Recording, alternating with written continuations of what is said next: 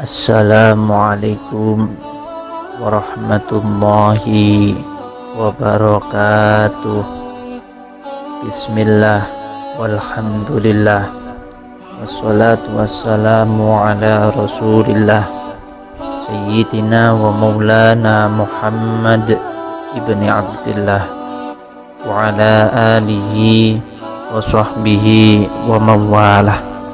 Bismillahirrahmanirrahim. Tabarakalladzi nazzalal furqana ala 'abdihi liyakuna lil 'alamin nadhira. Bismillahirrahmanirrahim.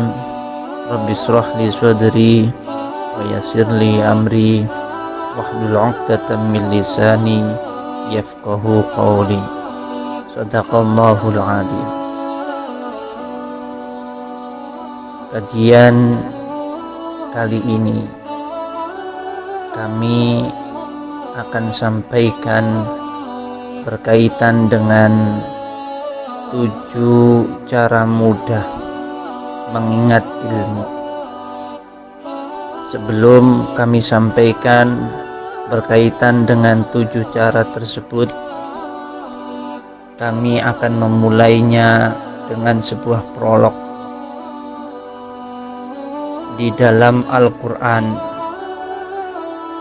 banyak istilah-istilah berkaitan dengan alat. Di antaranya di dalam Al-Quran disebutkan ayat yang menerangkan tentang alat menjahit, yakni jarum. Kata jarum di dalam Al-Quran disebutkan 1 kali dengan istilah khiyat, hatta yalijal jamalu fi sammil khiyat. 2, tukang batu, tukang kayu pasti butuh yang namanya palu. Alat yang bernama palu di dalam Al-Quran disebutkan 1 kali dengan istilah maqami'. Maqami' adalah bentuk jamak dari kata mikmah yang artinya palu. Walahum maqami'u min hadid. Ketiga, paku. Paku adalah alat yang dipakai oleh Nabiullah Nuh alaihissalam. Paku di dalam Al-Quran disebutkan 1 kali dengan istilah dusur. Wa hamalnahu ala dzati alwahi wa dusur. Keempat, pisau. Pisau adalah alat yang sering digunakan. Di dalam Al-Quran pisau disebutkan hanya 1 kali dengan istilah sikin. Wa atat kulla wahidatin minhunna sikina. 5, alat mencari ilmu atau yang disebut dengan istilah pena. Pena disebutkan di dalam Al-Quran dengan istilah qalamun dan juga aqlamun. Dengan istilah qalamun di dalam Al-Quran disebutkan 2 kali. Nun wal qalami wa ma yasturun. Dan ayat alladzi 'allama bil qalam. Sedangkan menggunakan redaksi jamak kata aqlam disebutkan di dalam Al-Quran sebanyak 2 kali. Idza yulquna aqlamahum ayyuhum yakfulu Maryam. Dalam ayat lain dikatakan walau annama fil ardi min syajaratin aqlamun. Di antara sekian banyak alat yang disebutkan di dalam Al-Quran, ternyata yang paling banyak disebut adalah alat untuk mencari ilmu, yaitu pena. Pena dengan istilah kolam dan aklam disebutkan di dalam Al-Quran 2 kali 2 kali, berarti berjumlah 4 kali.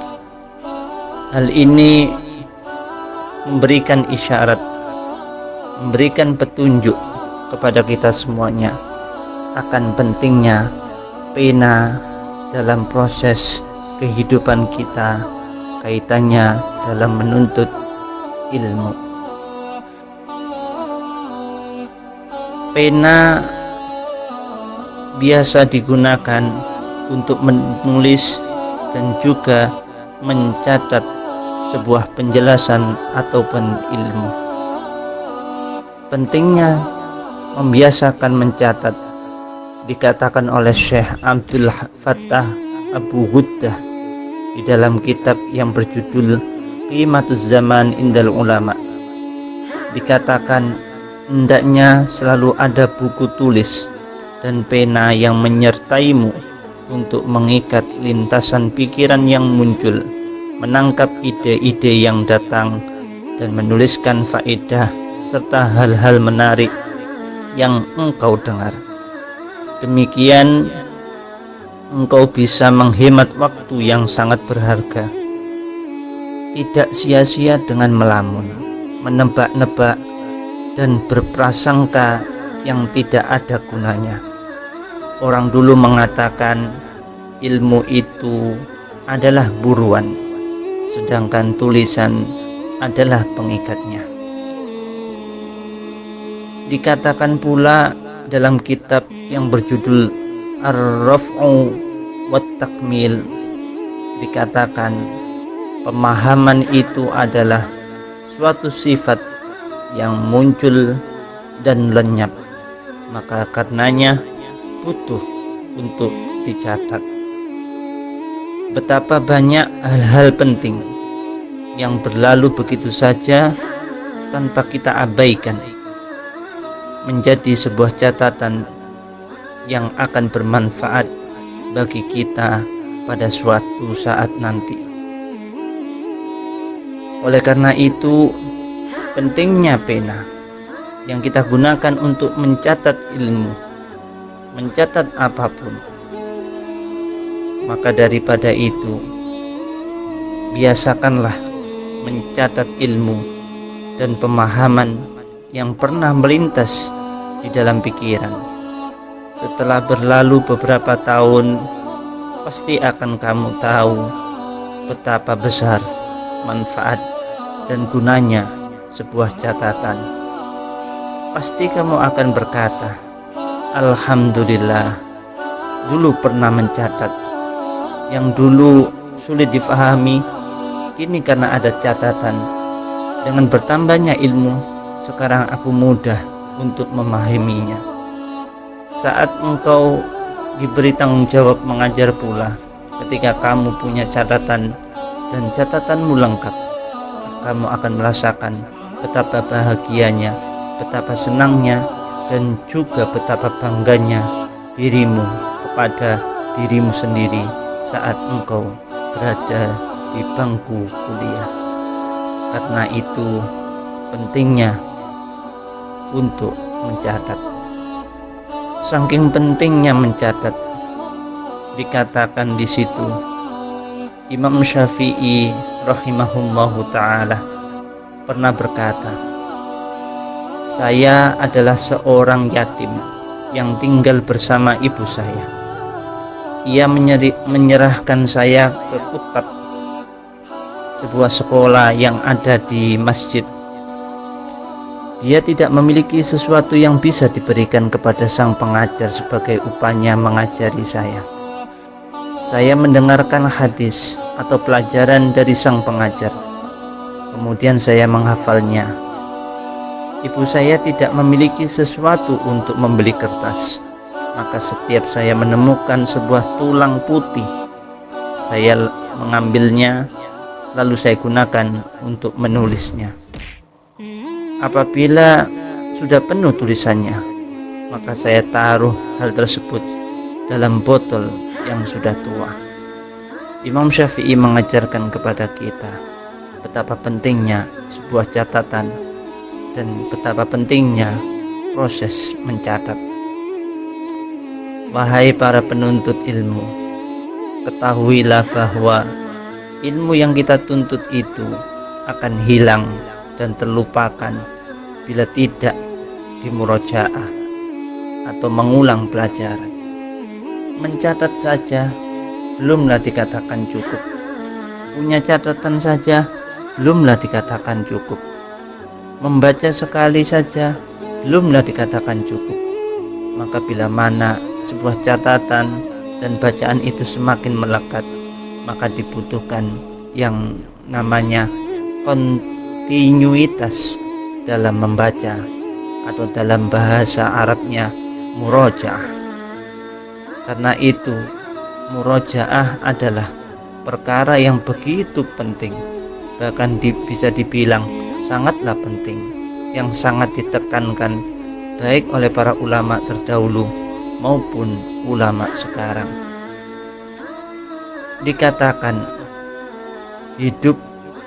hidupnya ilmu adalah dengan murojaah, dan penyakitnya adalah lupa.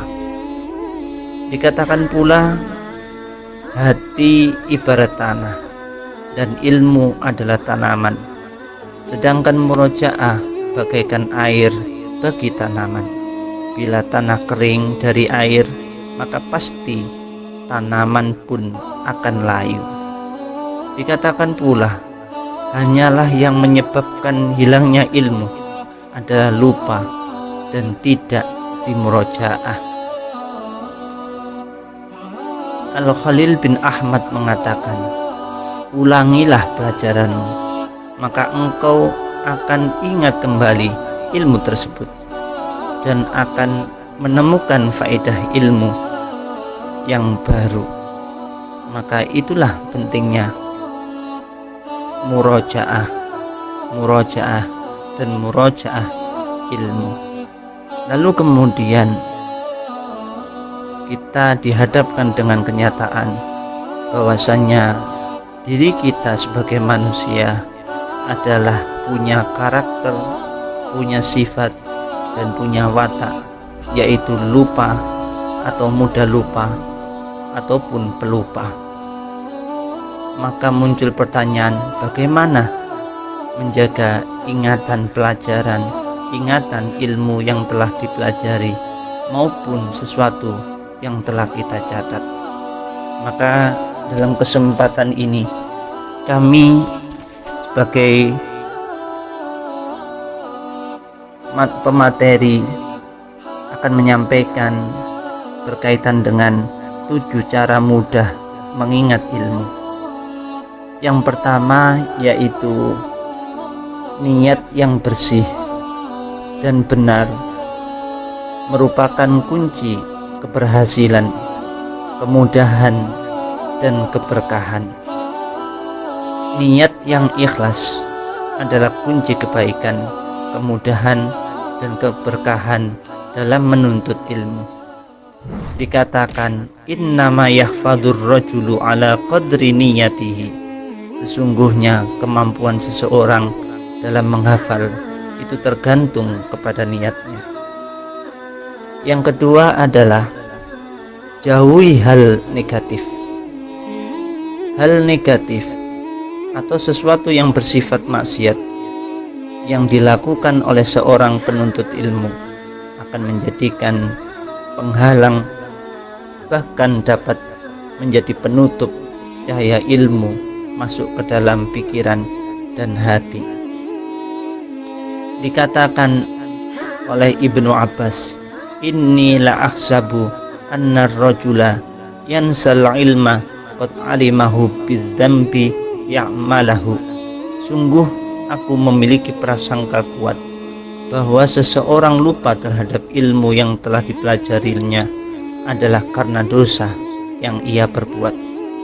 Teringat oleh perkataan Imam Syafi'i, syakautu ila waqi'in su'a hifdhi farsyadani ila tarkil ma'asi wa akhbarani bi annal ilma nurun wa nurullahi la yuhda li'asi. Aku mengeluhkan jeleknya hafalanku kepada guruku, yaitu Imam Al-Waqi'. Lalu ia memberikan petunjuk padaku agar aku meninggalkan kemaksiatan. Dan ia mengatakan bahwa ilmu adalah cahaya, dan cahaya Allah tidak diberikan kepada orang yang berbuat maksiat. Cara yang ketiga adalah tepatnya waktu dan tempat. Seringkali kita salah memilih waktu, begitu juga salah memilih tempat. Memilih waktu dan tempat yang tepat, yang nyaman dan tenang untuk kita jadikan tempat atau waktu belajar ataupun mengingat serta menghafal pelajaran cukuplah sulit. Maka daripada itu, pilihlah waktu terbaik dan carilah tempat yang terbaik, nyaman, tenang, sehingga pikiran dan hati pun menjadi bersih dan juga tenang, sehingga menjadikan sebuah kemudahan dalam mengingat, dalam membaca, dalam menghafalkan materi-materi yang dipelajari. Serta juga memilih tempat waktu yang tepat akan membawakan sebuah kenyamanan dan ketenangan bagi orang yang sedang belajar. Yang keempat adalah murojaah. Murojaah sangatlah penting, sebagaimana yang telah kami sampaikan tadi. Banyaknya murojaah bergantung pada pribadi. Setiap pribadi memiliki batas kemampuan masing-masing. Abu Ishaq Asy-Syirazi, beliau melakukan murojaah ilmunya 100 kali. Sedangkan Hasan bin Abu Bakar An-Naisaburi, beliau melakukan murojaah ilmunya sebanyak 50 kali. Nomor 5 atau yang kelima yaitu mencatat dan mengkelompokkan. Ilmu adalah buruan. Pemahaman adalah suatu sifat yang muncul dan lenyap, dan catatan adalah pengingatnya. Pengelompokan tema dalam belajar melalui tabel dan skema adalah solusi terjitu dan tercepat dalam proses pemahaman sebuah ilmu. Sedangkan yang keenam yaitu sorogan. Sorogan adalah media terbaik dalam menjaga ingatan ilmu, kebenaran pemahaman, kebenaran bacaan, serta penalaran terhadap ilmu yang dipelajari sangatlah penting dan sangatlah urgent dalam perkembangan seorang anak didik. Bila mana sorokan kepada guru yang tepat, maka ilmunya pun akan tepat, pemahamannya pun akan tepat, serta penalarannya pun akan tepat. Ulama dahulu tidak pernah tidak sorokan, selalu sorokan kepada guru-gurunya. Bahkan sahabat sorokan kepada Rasulullah Shallallahu Alaihi Wasallam. Imam Syafi'i sorokan kepada Imam Malik, sehingga ilmunya, hafalannya, dan pribadinya tetap terjaga, melestarikan, meneruskan sikap, sifat, karakter, kebiasaan, keilmuan gurunya. Sedangkan cara yang ketujuh adalah tirakat dan doa. Tirakat adalah bentuk usaha untuk menjaga kehalalan makanan dan minuman, serta bentuk pengendalian diri tentang hawa nafsu. Sedangkan doa adalah bentuk kesadaran akan kontribusi agung dalam proses dan hasil belajar yang dilakukan oleh seorang anak didik, bahwasanya yang menjadikan dirinya paham, dapatnya dia menerima ilmu, dapatnya dia memahami sesuatu, tiada lain dan tiada bukan, semuanya hanyalah dari Allah Subhanahu wa ta'ala. Maka sebaik-baik tempat bermunajah, memohon, meminta pertolongan, dan tempat kembali hanyalah kepada Allah Subhanahu wa ta'ala. Itulah 7 kunci agar supaya ingatan tentang ilmu tetap terjaga.